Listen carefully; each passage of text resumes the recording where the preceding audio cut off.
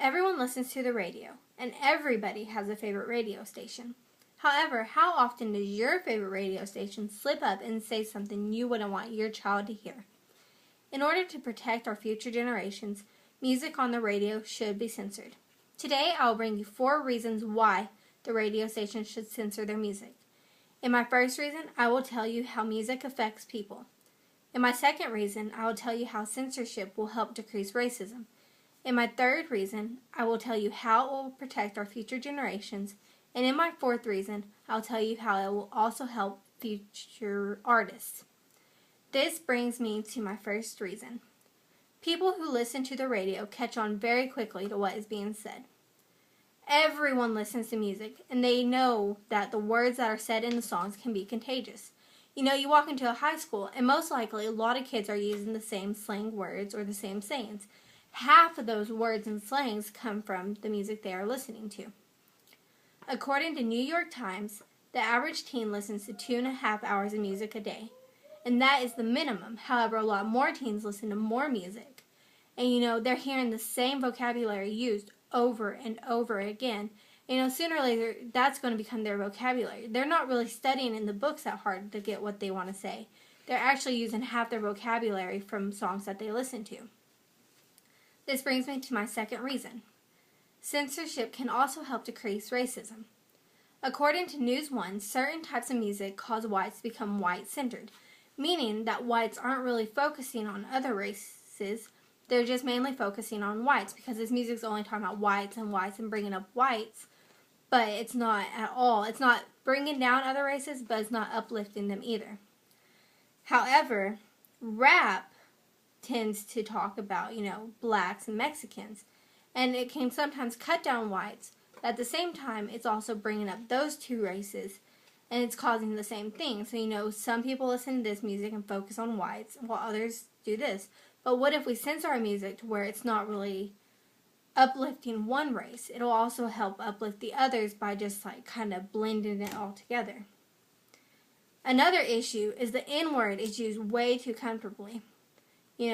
People are getting so used to saying it. Not only the N-word, but many other profanity words.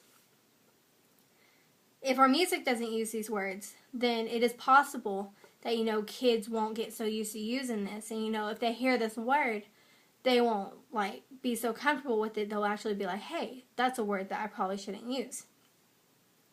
This brings me to my third reason. Censoring on the radio can protect younger generations. Children really do look up to their older siblings. So, when they get into a car to, go on a Coke date with their older sister, if they hear a bad word on the radio or a profanity used word, then, a lot of the kids are like, hey, that's a bad word. But since our music is using it so often now instead of just bleeping it out, kids are getting so immune to it that they're really starting to use this word also. According to Mom.me, age 3 is when kids really start taking interest in music. So, you have this 3-year-old child, and it's hearing all these words, and it's not taught that it's a bad word, and it's not bleeped out saying, hey, this word really shouldn't be used. These kids are getting used to this word, and they think that it's okay to say it. According to BBC, too much music and too much speech can actually have consequences.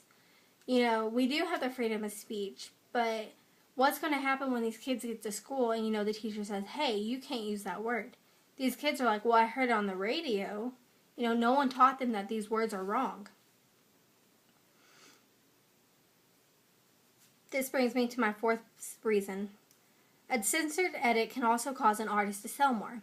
A lot of music comes on the radio and the words are bleeped out or just muted or, it's very obvious that these words aren't there. Well, according to the Cornell Daily Sun, bleeping of the words and censoring can also cause way too much attention to the word. So, in your head you're listening to a song and a word pops up, but it doesn't say the word, it just goes, you know what word's supposed to be there. So it's kind of in your head you're saying it, so they might as well say it on the radio. What if they just come up with a whole new song, like CeeLo Green, who turned F you into Forget You? He completely changed the song, kind of changed the meaning. And he sold double. He sold for those who wanted to listen to this edit and those who want to listen to the original. What if more artists did stuff like that instead of, just bleeping out their words? It's not really damaging their song. So why damage your song when you can create a new one and sell more? This brings me to my conclusion. In order to protect our future generations, music on the radio should be censored. Today I presented 4 reasons why the radio should be censored. In my first reason, I told you how music affected people. In my second reason, I told you how censorship could decrease racism. In my third reason, I told you how it can protect our future generations. And in my fourth reason, I told you how it will also help artists. So when you're listening to the radio next time and you hear all these words, hopefully it's to your attention now that words really are used. And even like a little bit of censoring can actually cause more harm than no censoring at all.